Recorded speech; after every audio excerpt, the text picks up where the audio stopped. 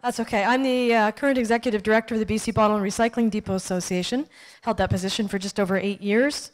I'm a current appointee of the collaborative and management board of the National Zero Waste Council. I also am the most recent current past president of the Canadian Society of Association Executives, BC chapter, and sit on the board of variants for the Corporation of Delta and the Van City Credit Union Community Advisory Committee. What I'm speaking about today, and I'm going to acquaint myself with Mr. Slideshow, is that you've all heard Calvin here today, and he's awesome. You can give this guy a round of applause. Calvin and I are paths crossed a few months back when our association, frustrated with the EPR programs in the province of BC, got together with others and formed a coalition. And our concern is what's happening to the real recycling and reuse businesses and the retailers. We formed Rethink It BC. Okay, hang on.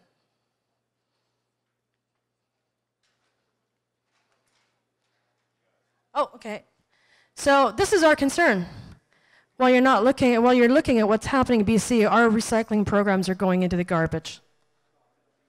Whoops. This is the coalition. Buckerfields is one of the people in the coalition, and we're thankful for all of their participation. We launched a program in the spring of this year to bring the attention of the public and the businesses of what's going on with EPR. These are the current EPR systems that are working in BC right now. Most of them work well, okay? The problems we have as independent recyclers and businesses associated with recycling is that there hasn't been a lot of improvements to the current contracts, which mean we have some contracts out there that for 10 years the handling fees haven't been increased. We've had massive increases to the bottom dollar of businesses over the last 10 years. The biggest one is the increase in the minimum wage, went up 25% a couple of years back. So those are our problems. We're going to zip through these slides because I agreed to put some of mine aside. I'm just going to, here we have extended producer responsibility is what they're supposed to be called in our field, in my work. We're referring to it as extended taxpayer responsibility, extended business responsibility, and extended consumer responsibility. The EPR programs as they stand do not pay 100% of the cost of recycling. The EPR programs generally subsidize curbside collection to the tune of about 75%, and we're finding at the depot level that the program's handling fees don't come close to paying the cost of collecting those materials. We had one of our major depots in the province, and we're talking major, one of the biggest ones, after 2 weeks of work collecting hundreds of mega bags under the MMBC program, which, as Calvin hit the nail on the head with a mother lode of confusion, they received a whopping $11.52 for the commodities that they collected. They had to pay 2 weeks of overhead, wages, everything out of that. So the contracts are now coming up after a 6-month period that was initially offered under MMBC, and there's a lot of collectors out there that are saying, whoa, this either changes or we're out, because they can't afford to subsidize manufacturers' programs. This interesting little piece of paper is how it all got started. This is what's called an order in council. This put MMBC into effect with no public communication, no consultations with the industry.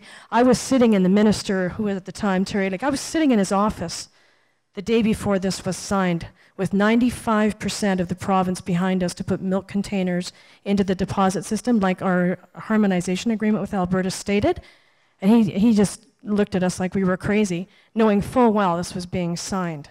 They took the milk containers out of the depots, out of the volunteer program to bring them back to the depots, and put them into MMBC because MMBC needed the milk containers for the cash cow. That's what it boiled down to. So we've been asking for, politely and maybe sometimes not so politely, the creation of a governing agency that oversees all the EPR programs.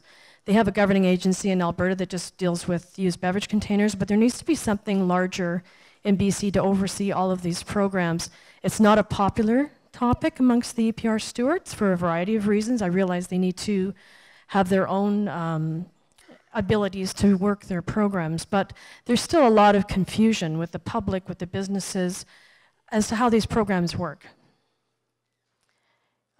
These are just some excerpts for accountability. This comes right out of the regulation. So they're allowed to appoint up to 12 people on advisory committees of their own choosing.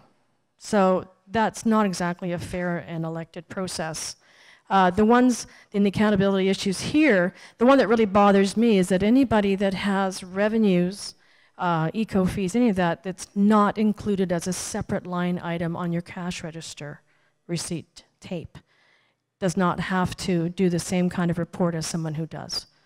So that's a lot of money that is not being transparently managed. And we're not saying it's being managed badly, we're just saying it's not transparent to the public.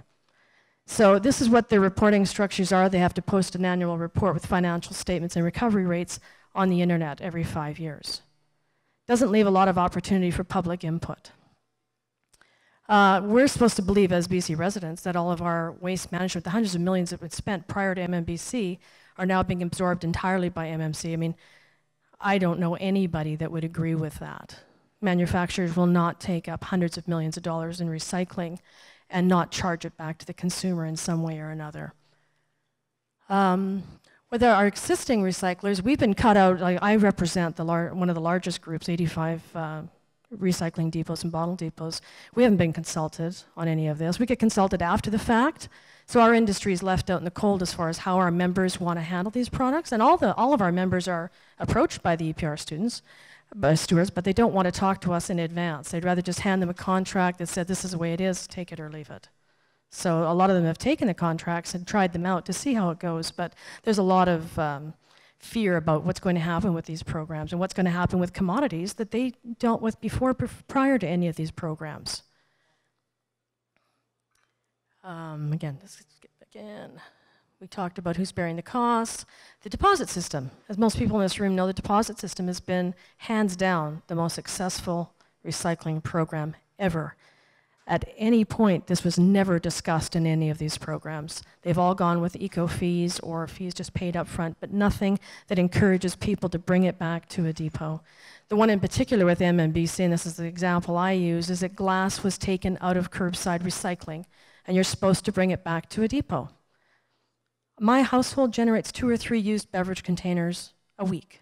There's not many of us that's drinking out of, at home. So I give my containers. I could go to one of our depot members and bring them back there, but I give my containers to my next door neighbor who collects them for the school as part of their fundraising program. She takes back those containers and enjoys the benefit of the deposit that's on that. I'm not going to ask her to take my glass mayonnaise jar back with her for nothing. Why would I? Why would I expect a bunch of kids to bring back my waste to a depot that they don't get paid for? So what's going to happen to that? Take a wild guess. I mean, like everybody else, going to put it in the trash, right?